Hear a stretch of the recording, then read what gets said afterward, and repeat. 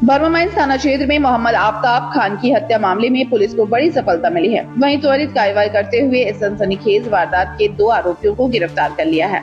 गिरफ्तार आरोपियों की निशानदेही पर घटना में रैकी के लिए इस्तेमाल की गई बिना नंबर प्लेट की स्कूटी भी बरामद की गई है। पुलिस का दावा है कि मामले में फरार अन्य आरोपियों की गिरफ्तारी के लिए लगातार छापे मारे जा रही है। बर्मा माइंस थाना क्षेत्र में 2 अगस्त की रात रेलवे कंटेनर यार्ड के पास मोहम्मद आफ्ताब खान पर जानलेवा हमला किया गया था। अपराधियों ने उन्हें गोली मार दी, जिसके बाद इलाज के दौरान उनकी मौत हो गई। घटना के बाद बर्मा माइंस थाना में हत्या का मामला दर्ज किया गया। मामले की गंभीरता को देखते हुए पूर्वी सिंहभूम के वरीय पुलिस अधीक्षक के निर्देश पर विशेष जांच दल यानी SIT का गठन किया गया। पुलिस अधीक्षक नगर के निर्देशन तथा पुलिस उपाधीक्षक विधि व्यवस्था और पुलिस उपाधीक्षक नगर के नेतृत्व में टीम ने जांच शुरू की। जांच के दौरान मिली गुप्त सूचना के आधार पर पुलिस ने कैरेज कॉलोनी स्थित मुस्लिम बस्ती में छापेमारी कर मामले की प्राथमिक आरोपी मोहम्मद समद और कुलसुम बीबी को गिरफ्तार कर लिया है। दोनों की निशानदेही पर वारदात से पहले रैकी में इस्तेमाल की गई बिना रजिस्ट्रेशन नंबर की नीले और काले रंग की स्कूटी भी बरामद की गई है। पुलिस के अनुसार गिरफ्तार आरोपी मोहम्मद समद का आपराधिक इतिहास भी रहा है। उसके खिलाफ पहले से हत्या के प्रयास, NDPS एक्ट और डकैती जैसे गंभीर मामलों में केस दर्ज है। फिलहाल पुलिस हत्या में शामिल अन्य फरार आरोपियों की तलाश में लगातार छापेमारी कर रही है। पुलिस का कहना है कि जल्द ही पूरे मामले का पूर्ण खुलासा करते हुए सभी आरोपियों को गिरफ्तार कर लिया जाएगा।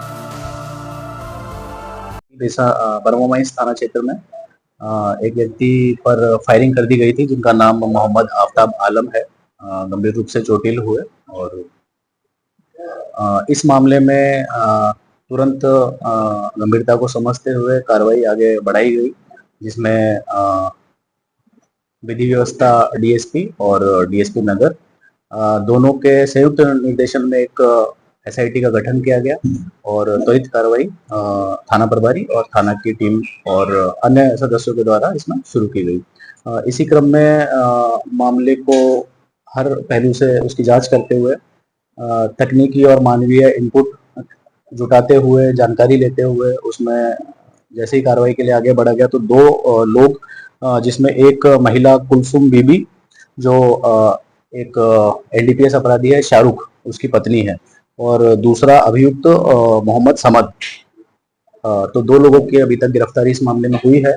प्राइमा फेसी ये बताया जा रहा है कि जब गोली चलाई गई तो एक व्यक्ति भोंडू, जिसका नाम प्राथमिक रूप से आ रहा है, वो और अन्य 5 व्यक्ति साइट पर थे और 3-4 लोग उनके सहयोगी थे। तो इस मामले में जब FIR दर्ज की गई तो टोटल 11 लोगों को उसमें नामजद किया गया था, तो जिसमें से 2 लोगों की अभी अरेस्ट हुई है। ये जो रेलवे यार्ड है वहाँ पर कुछ अपना व्यवसाय जो भी करते थे उससे रिलेटेड, तो उसमें और भी जो उनका सहयोगी थे एक तरह से काम में, लेकिन दूसरे तरीके से देखा जाए तो वो एंटी पार्टी थे। तो ये एक कारण निकल के आ रहा है। दूसरा ये है कि जो NDPS पदार्थ है उनका बारे में ये जागरूकता फैलाना और इस प्रकार के कार्य में भी कुछ समय से लगे हुए थे, लगातार सक्रिय थे, तो ये भी एक कारण अभी प्राइमरी रूप से निकल के आ रहा है।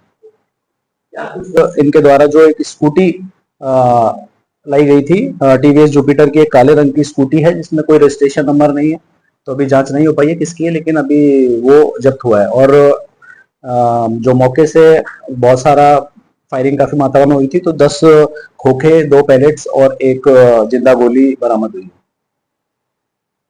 का देखिए, सारा लोग जो है ये वही के आसपास के कैरेज कॉलोनी के ही रहने वाले हैं और किसी ना किसी रूप में तार जुड़े हुए हैं। घटना स्थल पे जो 6 लोग थे जिनका बताया जा रहा है, जिनमें से सभी लोगों की अभी एकदम पुष्टि नहीं हो पाई है कि 6 लोग थे तो वो कौन थे, कैसे थे, लेकिन कुछ लोगों की पहचान हो पाई है। कुछ लोग ऐसे हैं जिनका अन्य तरीके से नाम आया है, और ये जो दोनों हैं ये घटना स्थल पर उस तरीके से तो नहीं थे। जो 6 लोग थे उनमें से नहीं थे, लेकिन ये घटना स्थल पे थे कि नहीं थे, क्योंकि 6 लोगों में नहीं थे, लेकिन इनडायरेक्टली या फिर हो सकता है कि 6 के अलावा और भी लोग हों, तो ये आगे फर्दर इन्वेस्टिगेशन में और क्लैरिटी के साथ वहीं उनका घर से ही